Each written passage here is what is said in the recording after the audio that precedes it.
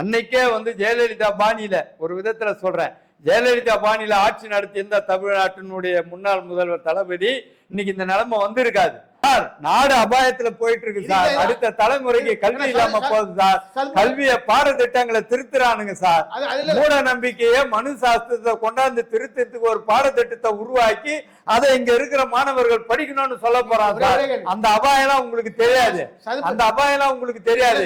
இன்னைக்கு இருக்கிற RSS வந்து சங் பரிவார் கூட்டத்துல இருந்து யாரோ ஒருத்தன் வந்து இதுல உட்கார போறான். அவன் முடிவு பண்ண போறான் தமிழ்நாட்டினுடைய பாடத்திட்டத்தை. நினைச்சுங்க. ஆனா ஊழல் குற்றச்சாட்டுக்கு ஆளானவங்க திமுகன்னு சொல்லுவீங்க. ஆனா அதிமுகவை சார்ந்த ஜெயலலிதா கண்கூட தண்டனை பெற்று 100 கோடி ரூபாய் அபராதம் செலுத்தினா கூட அவங்க வந்து ஆளுமை பெண்மணின்னு சொல்லுவீங்க. இதுதான் சார் இன்னைக்கு தமிழ்நாட்டினுடைய சாபக்கேடு. கார்த்திகை தீபம் வரட்டும், திருப்பரங்குன்ற மலையில தர்கா பக்கத்துல இருக்கிற அந்த தூண்ல தான் ஏத்த போறான் இன்னைக்கு. அதுக்கு ஒரு தீர்ப்பு வாங்குவாங்க. புரியுதா? அதுதான் நடக்க போகுது. அதுக்கு விஜய் விட்டுட்டு கை கட்டி வேடிக்கை பார்க்க போறாரு. முன்ன வந்து நாங்க விட்டுட்டோம். அன்னைக்கு காலகட்டத்துல அதே கரூர் சம்பவத்துல விட்டுட்டோம் எல்லாமே. சரி, நாகரிக அரசியல் நடத்தி விட்டுட்டோம். அதனுடைய பலன் தான் இன்னைக்கு ஆட்சி ஆந்ததுக்கு காரணம். ஞாபகம் வச்சுங்க. பாருங்க, ஒரு வந்து சினிமா மோகத்துல சீரழிஞ்சு போயிட்டு இருக்குது. இது என்னைக்கு தெரியும்னா, இவங்களுடைய அடுத்த தலைமுறைகள் இருக்குல்ல, ஓட்டு போட்டாங்கல்ல, ஓட்டு போட்டாங்கல்ல. நான் சொல்றத கேளுங்க, நான் சொல்றத கேளுங்க சார். ஓட்டு போட்டாங்கல்ல சார், விசில் சின்னத்துக்கு ஓட்டு போட்டாங்கல்ல சார். அவங்களுடைய தலைமுறைகள் பாதிக்கப்படும் போதுதான் அந்த வருத்தம் தெரியும். ஐயோ, நம்ம தப்பு பண்ணிட்டோம், ஏமாந்துட்டோம், பொய்ய பித்தலாட்டை நினைச்சு ஏமாந்துட்டோன்னு அன்னைக்கு அழுது கண்ணீர் வெடிக்கும் போது தெரியும் சார். இன்னைக்கு ரொம்ப நாள் இல்ல. அதுக்கு பாருங்க, ரொம்ப நாள் இல்ல, ரொம்ப நாள் இல்ல. பாருங்க, ரொம்ப நாள் இல்ல, விரைவில் விரைவில் நடக்கும். தமிழருக்கு வணக்கம். திராவிட முன்னேற்ற கழகத்தின் தலைமை கழக பேச்சாளர் ஈகை கு. தனசேகர் வந்துள்ளார். அவரை வரவும். வணக்கம். வணக்கம். பொதுமக்கள் மத்தியில் வந்து சிஎம் விஜய் மிகப்பெரிய ப்ராப்ளம் ஆகிட்டு இருக்காரு. இப்போ கரூர் போய் பார்த்தீங்கன்னா அந்த 40 பேர் இருந்ததுக்கு பார்த்தீங்கன்னா நிறைய வாரி கொடுத்துக்காக மக்கள் போராடிட்டு இருக்காங்க. அதை எப்படி பார்க்குறீங்க? இல்லை, உங்கள் விஜய், நம்ம விஜய் இல்லை, உங்கள் விஜய். முதல்ல அவர் வந்து ஜெயிச்சது வந்து அவருக்கு இருக்கிற மிதமிஞ்சிய செல்வாக்கோ அபரிமிதமான விஜய் அலையோ வீசியெல்லாம் ஜெயிக்கல. மத்திய ஒன்றிய அரசில் இருக்கிற அமித்ஷா, மோடி, ஞானேஷ்குமார் தேர்தல் கமிஷனுடைய இயக்குனர், இந்த 3 பேர் சேர்ந்து தான் அவரை உட்கார வச்சிருக்காங்களே தவிர அவர் வந்து ஜெயிக்கல. அவருக்கு வந்து ஒரு 18-19% வாக்கு சினிமா தற்கூறிங்க, சினிமா பைத்தியங்க போட்டிருக்குது. அது உண்மை, நாங்கள் மறுக்கல. பாக்கி இருக்கிற 35% தேவையான வாக்கு வங்கியை இவிஎம் மிஷினில் செட்டிங் பண்ணி ஃப்ராடு தனம் பண்ணி அவரை உட்கார வச்சிருக்காங்களே தவிர அவருக்கு மிதமிஞ்சிய செல்வாக்கோ அலையோலாம் கிடையாது. அறிவார்ந்த தமிழ் சமூகம்னு இருந்த இந்த தமிழ்நாட்டு வரலாற முதல் முறையாக சினிமா தற்கூரி பைத்தியங்களா இந்த நாட்டில் வந்து ஒரு அநியாய அக்கப்போர் பண்ணி அவரை உட்கார வச்சிருக்காங்க. அவர் ஒன்றும் பெரிய சுதந்திர போராட்ட தியாகியம் இல்லை, இந்த தமிழ்நாட்டுக்காக உழைச்சவரும் இல்லை. மத்திய அரசாங்கத்தை எதிர்த்து போராடி அவங்க கொண்டு வந்த திட்டங்களுக்கு எதிர்ப்பு தெரிவித்து பேரணியோ ஆர்ப்பாட்டமோ ஊர்வலமோ நடத்தின வரலாறும் எதுவுமே இல்லை. ஏதோ குருட்டாம்போக்கில் ஆட்சி கட்சி ஆரம்பித்தார். 2 வருஷம்தான் ஆட்சி. அதுக்குள்ளே மோடியும் அமித்ஷாவும் அவருடைய சிக்னலு அவருடைய கைப்பாவையாக இருந்து செயல்படுறார். இதுதான் கரூரில் போய் வந்து 42 உயிர்களுக்கு பலியாகி அவங்க முழுக்க முழுக்க செத்து போனதுக்கு காரணகர்த்தா யாருன்னா அது விஜய் மட்டும்தான் காரணம். அவரை வழி நடத்தின அந்த கட்சி பிரமுகர்கள் காரணம். இந்த வழக்கு சிபிஐயில் இருக்கு. அதை பற்றி விரிவாக நம்ம பேச முடியாது. பெரும்பாலானவர்கள் என்ன கருத்து சொல்றாங்கன்னா, 3 மணிக்கு சொன்ன விஜய் வந்து நைட்டு 7 மணிக்கு வந்த 4 மணி நேரம் காலதாமதம் தான் அந்த 41 உயிர்கள் பறிபோவதற்கு காரணம், முழு முதற் காரணம் இதுதான் அப்படின்னு திட்டவட்டமா எல்லாரும் சொல்றாங்க. ஆனா மத்திய அரசாங்கம், ஒன்றிய அரசாங்கத்தினுடைய கைப்பாவையா இவர் இருக்கிறதுனால இவர் சில சலுகைகளை பெறுவதற்காக அது மூடி மறைக்கிற சமாச்சாரமா இன்னைக்கு இருந்துகிட்டு இருக்குது. இதுதான் நாடறிந்த உண்மை. இந்த உண்மையை தவிர வேற இல்லை. இந்த 41 பேருக்கு அவர் வந்து பணி நியமன ஆணை வழங்கினாருன்னு அன்னைக்கு போயிருக்காரு. யார் வீட்டு சொத்தை எடுத்து யாருக்கு கொடுக்கறது? விஜயனுடைய அவரை வந்து பார்க்க வந்து உயிரிழந்த தற்கூரி சினிமா பைத்தியம் கூட்டம் செத்து போச்சுன்னா அவர் சொந்த பணத்துல இருந்து எடுத்து கொடுக்கலாம். அவர் 1 கோடி கொடுக்குறாரோ 10 கோடி கொடுக்குறாரோ அது அவருடைய விருப்பம். அரசு வேலைன்றது வந்து லட்சக்கணக்கான இளைஞர்கள் வந்து படிச்சு டிஎன்பிஎஸ்சி எழுதி எழுதி எழுதி ஏதாவது ஒரு அரசாங்க உத்தியோகம் கிடைக்காதான்னு ஏக்க கனவுகளோடு நொந்து நூலாகி லட்சக்கணக்கான இளைஞர்களும் இளைஞர்களும் பரிதவித்து கொண்டு இருக்கிறார்கள். அவங்களுக்கெல்லாம் வேலை வாய்ப்பு கொடுக்காத இவரை ஒரு நடிகனை பார்க்கறதுக்கு தற்கூரியா வந்து செத்த ஒரு கூட்டத்துக்கு இவர் ஆட்சி பொறுப்புக்கு வந்து முதல்வரா இருந்து ஊரா விட்டு நெய்ய என் பொண்டாட்டிய கையன்னு அள்ளி கொடுப்பாரா? நீங்க நினைச்சு பாருங்க. ஓகே, நீங்க சொல்ற கரெக்ட். வந்து சொந்த பணத்தை அதே மாதிரி நீங்க வந்து அவங்க வந்து கள்ளச்சாராயம் குடிச்சவங்களுக்கெல்லாம் சொந்த பணத்தை கொடுத்தீங்களா? கொடுக்கல. அது ஆட்சியில இருந்தது அப்ப நடந்த சம்பவம். ஆட்சியில வந்து அதிகாரத்துல இருந்த சிஎம் முதல்வரா இருந்த தளபதி அவர்கள் அவர் ஆட்சியில இது நடந்தது. அதுக்கு வந்து அதுக்கு பொறுப்பேற்று அது வழங்கினாரு. அதுவும் இதுவும் ஒண்ணும் கிடையாது. ஒரு நடிகனை பார்க்க வந்த கூட்டத்துக்கு நடிகர் தான் கொடுக்கணுமே தவிர முதல்வர் விஜய் கொடுக்க கூடாது. ஞாபகம் வச்சுங்க. அன்னைக்கு காலகட்டத்துல அவர் நடிகனா இருந்து அவர் பார்க்க வந்த கூட்டம், அதுக்கு அவர் பதில் சொல்லி ஆகணும். ஆட்சி பொறுப்புக்கு வந்த உடனே எல்லாருக்கும் நான் வேலை வாய்ப்பு கொடுப்பேன்னா எங்க இருந்து கொடுப்பேன்? என்ன அர்த்தம் அது சொல்லு பார்க்கலாம். அப்ப வந்து இன்னைக்கு எங்களுடைய தளபதி முன்னாள் முதல்வர் தளபதி அவர்கள் இன்னைக்கு வந்து அந்த உயிரை அந்த குடும்பத்துக்கு வந்து நிவாரணம் தான் கொடுத்தாரு தவிர வேலை வாய்ப்பு கொடுக்கல. ஞாபகம் வச்சுங்க. நான் இப்ப சொல்றது வேலை வாய்ப்பு கொடுக்கறத நீங்க சொல்றீங்களா, அதுக்காக நான் பதில் சொல்றேன். ஞாபகம் வச்சுங்க. இவிஎம் மிஷின்ல பிராடுதனம் பண்ணி உட்கார வச்சு அறுதி பெரும்பான்மை கூட கிடையாது. கூட்டணி பலத்தால தான் நீ ஆட்சி அமைச்சுன்னு உட்காந்துட்டு இருக்கிற. அப்படி இருக்கும் போது உனக்கு யார் கொடுத்தா அந்த அதிகாரம்? உன் இஷ்டத்துக்கு வந்து வேலை வாய்ப்பு கொடுப்பியா?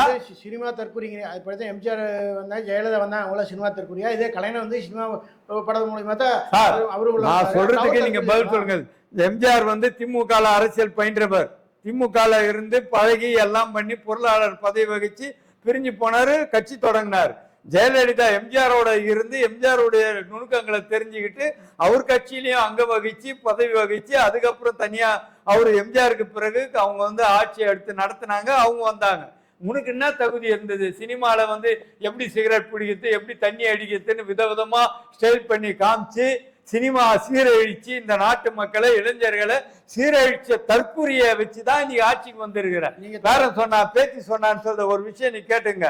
தமிழ்நாடு மிகப்பெரிய அபாயத்துல இருக்குது. ஞாபகம் வச்சுங்க. இன்னைக்கு இவருடைய செய்கையால இன்னைக்கு தற்கூரிங்க தேர்ந்தெடுத்ததுனால அடுத்த தலைமுறைகளுக்கு வேலை வாய்ப்பு பறிபோகுது, படிப்பு பறிபோகுது.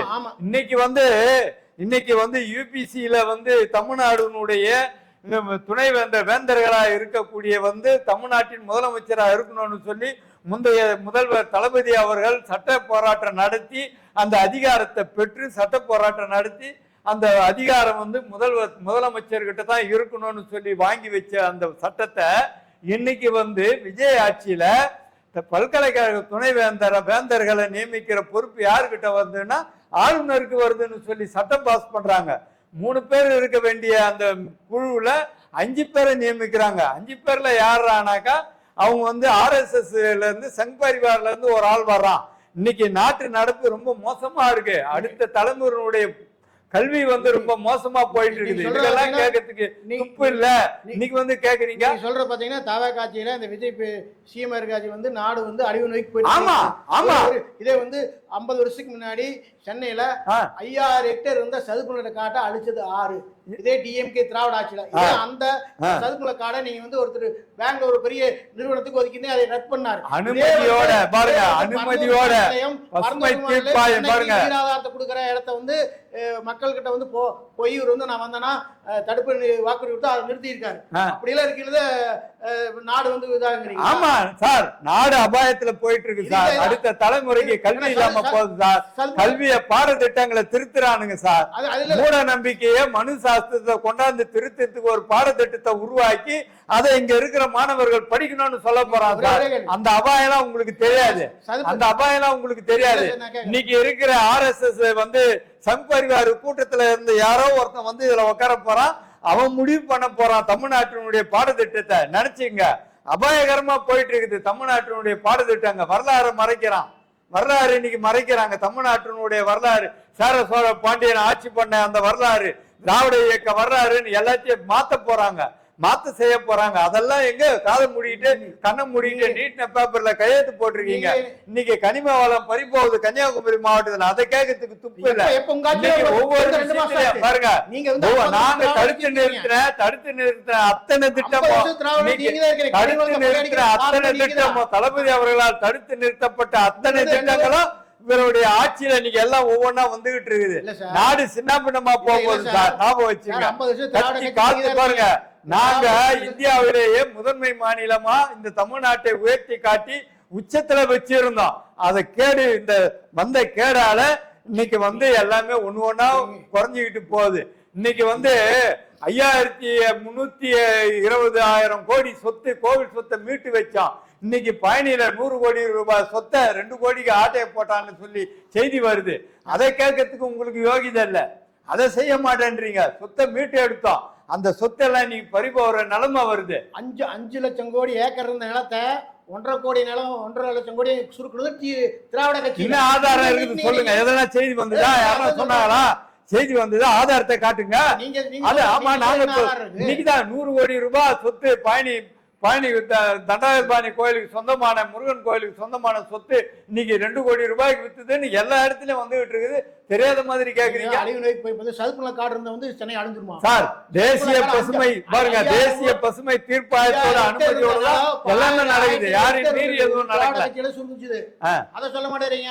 5000 ஹெக்டேர் இருந்த சதுப்புநில காடு சென்னையில 1500 ஹெக்டேர் சுருங்கி இருக்குது. அது ஆராய்ச்சி திராவிட ஆட்சி தான் 50 வருஷம் நடந்துட்டு இருக்குது. சரி, அது பசுமை தீர்ப்பாயத்தோட அனுமதியோட அவங்களுடைய இன்னைக்கு பாருங்க, இன்னைக்கு மடிப்பாக்கம், பள்ளிக்காரன, மேடவாக்கம், கீழ்கட்டளை இந்த பகுதிகள் எல்லாம் நிலத்தை யாரும் வாங்கவே விற்கவே கூடாதுன்னு சட்டம் போட்டிருக்காங்கல்ல.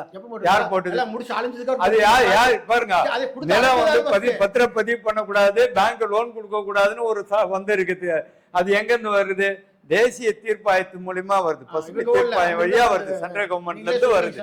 அத மாதிரி அன்னைக்கு காலகட்டத்துல அனுமதி கொடுத்தா அது பண்ணாங்க, அவ்வளவுதான். உங்க ஆட்சியில திராவிட கட்சி ஆட்சியில 50 வருஷம் நீங்க ஆட்சி நடத்துறீங்க. திராவிட ஆட்சி 50 வருஷம் நடக்குது, அனுமதியோட தான் பண்ணுது. வாகனங்க நிறுத்திடும், எல்லாம் போகுது. இப்ப போற ஆட்சி போறக்கு ஒரு 2 மாசம் முன்னாடி பெங்களூருக்கு ஒரு கம்பெனிக்கு ஒரு 50 ஏக்கர் என்னமோ சதுப்புல காட்டுக்குள்ளேயே பில்டிங் கட்டுறதுக்கு அப்புறம் கொடுத்தீங்க. அதை தடுத்திருக்காப்ல. யார் தடுத்தது? இவர் தடுக்கல. பசுமை தீர்ப்பாயம் மத்திய அரசாங்கத்தினுடைய அனுமதியோட வருது. இவங்க போட்டு அப்ப நீங்க வேண்டி இருந்தீங்க, நீங்க பசுமை தீர்ப்பா கொண்டு இருக்க வேண்டியதானே. அப்பல அதை அமைச்சு போட்டு பண்ணி இவங்க அதை எடுத்துருங்க. அதே மாதிரி சார், எல்லா அனுமதிக்கு உட்பட்டு சட்டத்துக்கு உட்பட்டு தான் சார் செய்தது. சட்டத்துக்கு உட்பட்டு தான் செய்து. இப்ப நீங்க இவ்வளவு தூரம் கேக்குறீங்களா, இது நீர் ஆதாரம்னு இந்த 5 வருஷத்துல நடந்த சம்பவமா? அதிமுக ஆட்சியில 10 வருஷமா எதுவுமே நடக்கலையா? அதை பின்பற்றி தான் நாங்க பண்ணுது. 10 வருஷத்துல இருந்து அதை பின்பற்றி தான் எல்லாமே வந்தது. எடுத்த உடனே இந்த 5 வருஷத்திலே முதல் 2 வருஷம் கொரோனா காலத்துல போயிடுச்சு. 3 வருஷம் தான் உண்மையான ஆட்சி. ஞாபகம் வச்சுங்க. சொல்றது யாரு கொள்ளையடிச்சா நீங்க கொள்ளையடிச்சு மக்களுக்காக பண்ண மாட்டீங்க. சதுப்புநில காடு பாதுகாப்பு பண்ணல. 50 வருஷமா திராவிட கட்சியில சதுப்புநில காடு முடிச்சிட்டீங்க. 5500 ஹெக்டேர்ல 4000 ஹெக்டேர் முடிச்சிருச்சு. 1500 ஹெக்டேர் இருக்குது. அதையே காப்பாத்துறதுக்கு இருந்த போறதுக்கு முன்னாடி ஒரு 50,000 நீங்க அடுத்த தார பார்த்தீங்க. அதுவும் தடுத்துருக்காரு. ஒரு நல்ல விஷயம் தானே சார். பசுமை தீர்ப்பாயத்தினுடைய அனுமதியோட தான் சார் எல்லாம் நடந்தது. முன்னாடி இருந்த 10 வருஷ காலம் ஆண்டு அதிமுக அனுமதியில என்ன நடந்ததோ அதைத்தான் கண்டினியூ பண்ணமே தவிர புதுசா ஒண்ணு திமுக ஆட்சி கொண்டாந்து திணிக்கல. ஞாபகம் வச்சுங்க.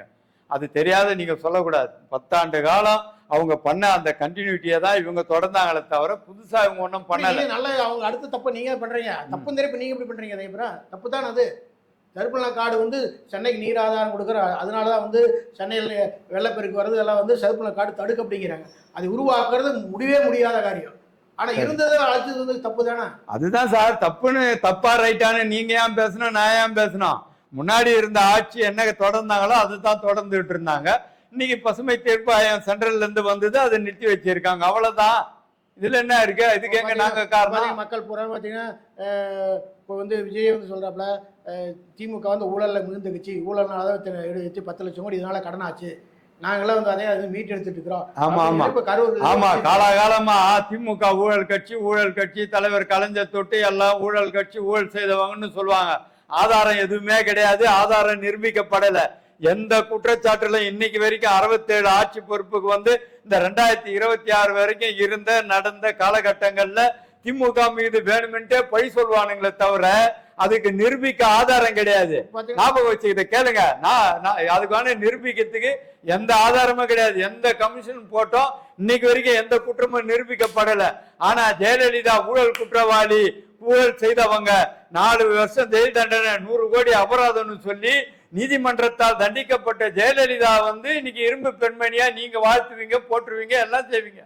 எந்த குற்றமும் நிரூபிக்கப்படாத திமுகவும் திமுக தலைமையும் குற்றவாளி நீங்க சொல்லுவீங்க, ஊழல் குற்றச்சாட்டு. சரி, சமூக வலைதளத்துல பொய், பித்தலாட்டம், பொருட்டு இன்னைக்கு விஜய் ஆட்சி வந்ததுக்கு என்ன காரணம்?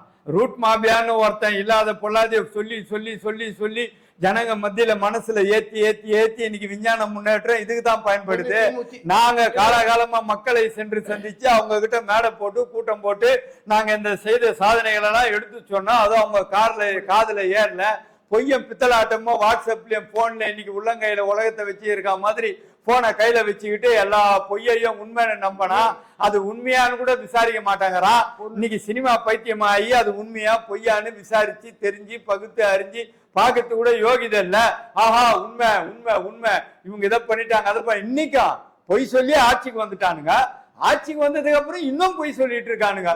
திமுக அதிமுக கூட்டணி சேர்றாங்கன்னு சிம்பத்தியை கிரியேட் பண்ணி ஐயோ ஐயோ அவங்க 2 பேரும் ஒன்னா சேர்றாங்க பாரு எங்க விஜய் ஆட்சியை கவுக்குறாங்கன்னு நாடகம் ஆடுறானுங்க, நடிக்கிறானுங்க. இதுதான் நடக்குது. அதைத்தான் ஜனங்க நம்புது. அவனுக்கு என்னைக்காவது தெரிய வரும். அவங்க வரும் பாருங்க. இன்னைக்கு சினிமா தனமா தான் சார் எல்லாம் ஆட்சி நடந்துட்டு இருக்குது. ரீல்ஸ் முகமா தான் அவன் எல்லாம் அழைக்குது. மக்களுக்கு முகம் யாருக்கு ப்ராப்ளம் உண்மையா இருக்குதான்னு தெரியும் சார். உண்மையா பொய்யான்னு தெரியுங்க சார். நான் என்ன ஒரு விஷயம் வரதுக்கு முன்னாடி உண்மையா பொய்யா இன்னைக்கு இப்படி சினிமா பைத்தியமா அழிஞ்சு போத இதுங்க வாழ்க்கை தான் சீரழிய போகுது. அதுங்க வாழ்க்கை தான் சீரழிய போகுது. அதுங்க தலைமுறை தான் சீரழிய போகுது. நாம வச்சுங்க. ஒரு இடத்துல போனால ஸ்டாலின் போயிட்டு இருந்தாருன்னா ஒரு சாதாரண மக்களை ஸ்டாலின் போய் தொட்டால தள்ளி விட்டு போறாரு. யார் சொன்னது பாத்தீங்களா நீங்க கண்ணுல? அதெல்லாம் நான் தளபதி அதுதான் பொய்யன்ற. இப்ப நீங்க சொன்னீங்கல்ல இதுதான் பொய் பித்தலாட்டம். தளபதி ஆட்சியிலேயே தளபதி அதே மாதிரி அரவணைச்சு, உதயநிதி அதே மாதிரி அரவணைச்சு தான் எல்லாருக்கிட்டையும் போனாரு. ஒண்ணும் இல்ல, இந்த சாலை பணியாளர், தூய்மை பணியாளர்களுக்கு, தூய்மை பணியாளர், சாலை பணியாளர்களுக்கு எல்லாம் அவங்களுக்கு சாப்பாடு போட்டு கூட சாப்பிடுறாரு. நீங்க அவரு அது மாதிரி பண்றாரு. எச்சில எடுக்கிறதுக்கு பயன்படுத்தினீங்க தூய்மை பணியாளர். அப்படிதான் வலைதளத்துல வருது. நீங்க 1000 சொல்லுங்க, பொய்யான தகவல்களை நம்பிக்கிட்டு தான் கேள்வி கேட்கறீங்க. அது உண்மையா பொய்யான்னு பாத்துக்கிட்டு அலசி ஆராய்ஞ்சு கேள்வி கேட்கணும். இதே திமுக ஆட்சியில ஒரு மந்திரி பையன், ஒரு பெரிய தலைவர் பையன் தான் எம்எல்ஏ நிக்க முடியும். இப்ப இதுல இந்த டிவி கட்சியில சாதாரண ஒரு ஆட்டோ ஓட்டுறவைய, ஒரு கார் டிரைவர, வீட்டு வேலை செய்யறவைய, அது மாதிரி சின்ன, அதாவது யாருன்னு முகம் தெரியாத ஆளு நிறுத்த வச்சு செய்ய வச்சிருக்காங்க. இதே திமுக நடக்குமா? அது இப்ப அதனால திமுக நிறைய பேர் பேச்சாளர் இப்ப டிவி கேட்க போயிட்டு இருக்கிறாங்க. அப்படி சொல்றதை கேளுங்க. ஜெயிக்க வச்சதுன்னு இவர் ஒன்னும் ஜெயிக்க வைக்கல. நானும் திரும்ப சொல்றேன், முகம் பேர் தெரியாத இன்னைக்கு செல்லூர் ராஜு அதிமுக முன்னாள் அமைச்சர் சொன்னாரு, 106 எம்எல்ஏக்களை அவர் முன்னாடி நின்று அவங்க கிட்ட கொண்டு போய் வச்சா இவர் பேர் என்னன்னு சொல்ல முடியுமா? அவர் அப்படி சொல்லிட்டாருன்னா, அந்த 106 எம்எல்ஏக்கள் பேரை சொல்லிட்டாருன்னா நான் பொது வாழ்க்கையில இருந்து விலகிடுறேன்னாரு. இதுதான் நடக்குது. யாரு என்ன முகம் தெரியாதவன் எவனோ கொண்டாந்து நிறுத்தினேன். மோடி அமித்ஷா புண்ணியத்துல இன்னைக்கு ஆட்சியில உட்காந்துங்கிறான். அத்தனை பேருக்கு ஜெயிச்சு உட்காந்துங்கிறான்.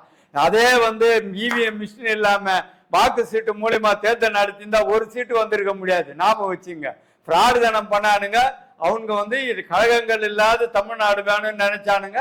இன்னைக்கு அதை நடத்தி காட்டிட்டானுங்க. அதான் உண்மை. அதுதான் உண்மை. ஒன்றிய அரசு, மோடி, அமித்ஷா, ஞானேஷ்குமார், இன்னைக்கு சொல்றேன், இன்னைக்கு நான் ஒரு கடைகோடி தொண்டை தனசார திமுக தொண்டை சொல்றேன். நானு நாளைக்கே நீ வேணும்னா சவால் விடுறேன். அங்க இருக்கிற அந்த பிபி பேடு பெட்டியில இருக்கிற வாக்கை எண்ணி அதனுடைய ரிசல்ட்டை சொல்லுங்க பார்க்கலாம். அந்த ரிசல்ட்டை சொல்லி அதன் அடிப்படையில் ஆட்சி அமைக்க சொல்லுங்க. ஒரு சீட்டு வர முடியாது சார். ஞாபகம் வச்சுங்க.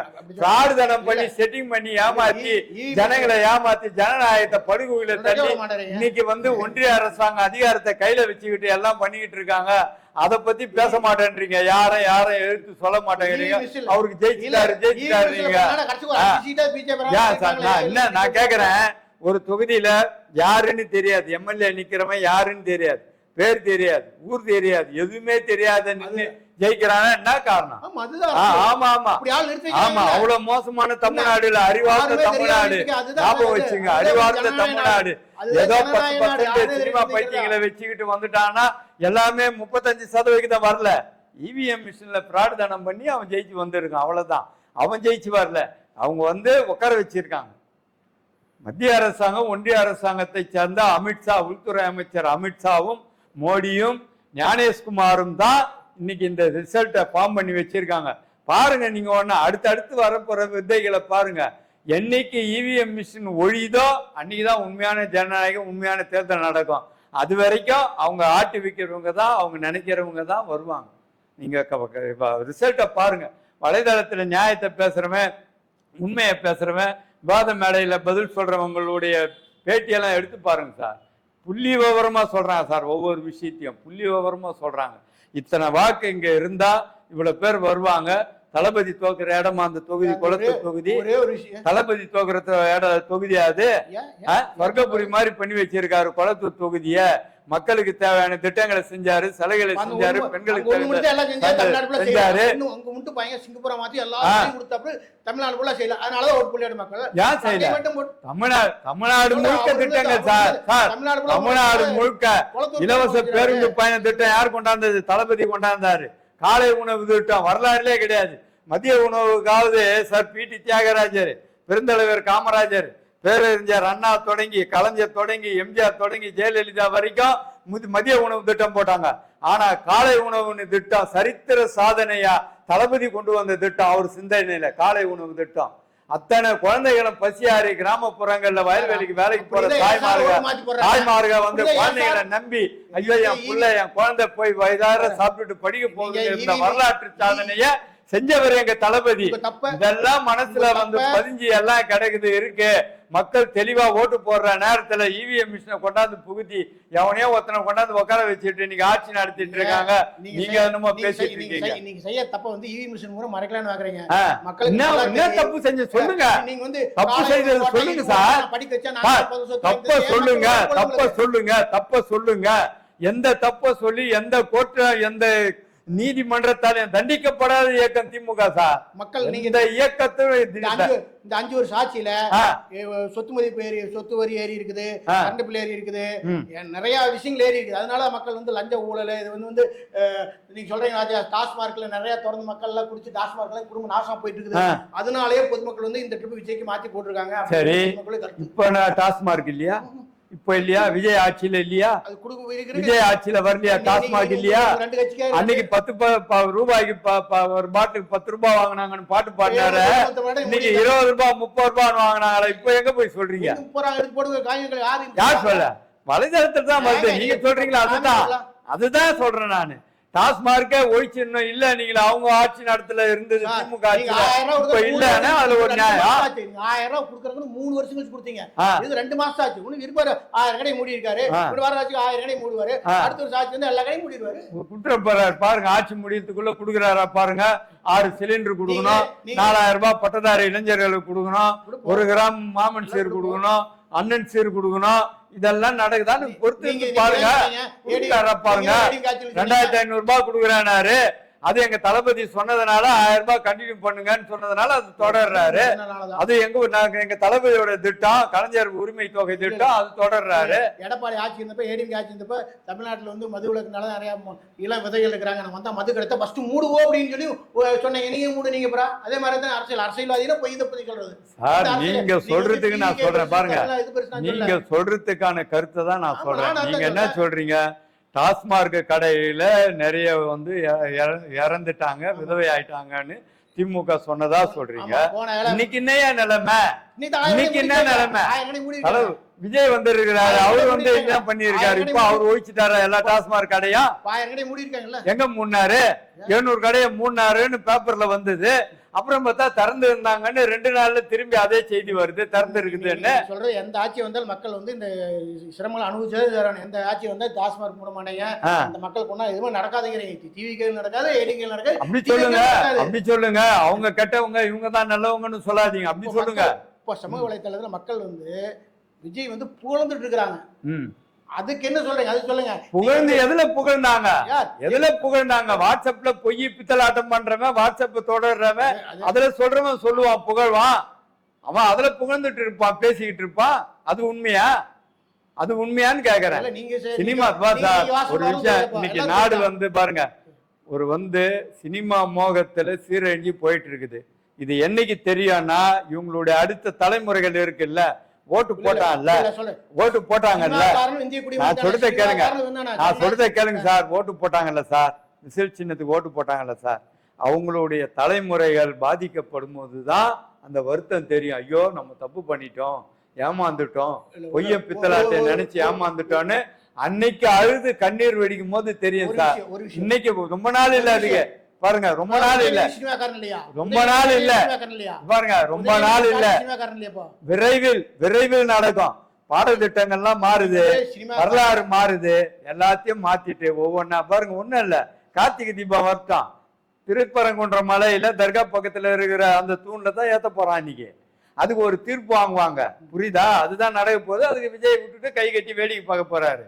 காலகாலமா திமுக ஆட்சியில தளபதி அவர்கள் சட்ட போராட்டம் நடத்தி தடுத்து நிறுத்தி எதெல்லாம் தடுத்து நிறுத்தி இருந்தாங்களோ அதெல்லாம் இன்னைக்கு செயல்பாட்டுக்கு வரப்போகுது. எதெல்லாம் தடுத்து நிறுத்தினீங்களோ அதனாலதான் திமுக தோத்துது அப்படிங்கிறாங்க. யார் சொல்றது? அதுதான், அது அப்படியே வச்சுங்க, நீங்க அப்படியே வச்சுங்க, உங்க பாணியிலே சொல்றேன் நான். எதெல்லாம் தடுத்து நிறுத்தினோ அதனாலதான் திமுக தோத்துதா.